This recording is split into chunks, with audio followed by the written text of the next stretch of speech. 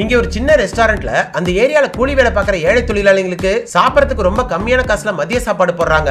அவங்க கொடுக்கற வெறும் 3 யுவானுக்கு சாதம் மட்டும் இல்லாம கூடவே கொஞ்சம் கறியும் தராங்க. சோ இவ்வளவு சீப்பா கிடைக்கிறதுனால அங்க வேலை பார்க்குற எல்லாருமே மதியம் ஆயிடுச்சுன்னா இவங்க ரெஸ்டாரண்ட் தான் தேடி வராங்க. அதனால இவங்களுக்கு வருமானமும் அதிகமா இருக்கு.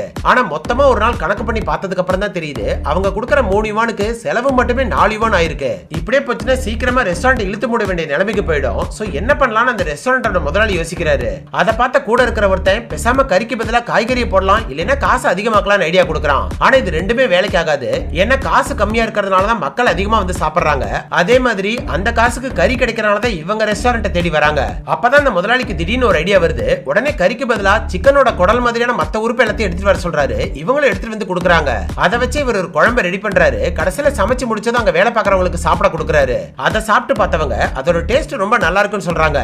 இருந்தாலும் அந்த முதலாளிக்கு ஏதோ ஒரு குறையாவே இருக்கு. சோ இப்போ இன்னும் கொஞ்சம் எலும்பு எடுத்துட்டு வந்து போட சொல்றாரு. அத போட்டதுக்கு அப்புறம் அதோட டேஸ்ட் இன்னும் அதிகமாயிடுது. அடுத்த நாள்ல இருந்து இத அந்த தொழிலாளிகளுக்கு போட்டு பார்க்கறாங்க. பார்த்தா ஏற்கனவே இருந்த டேஸ்ட்டை விட அதிகமா இருக்கவோ இன்னும் நிறைய கூட்டம் வருது. அதுல அந்த முதலாளிக்கும் நஷ்டம் ஆகாம தொழிலாளிகளும் வயிறார சாப்பிட்டு இவங்களை வாழ்த்திட்டு போறாங்க.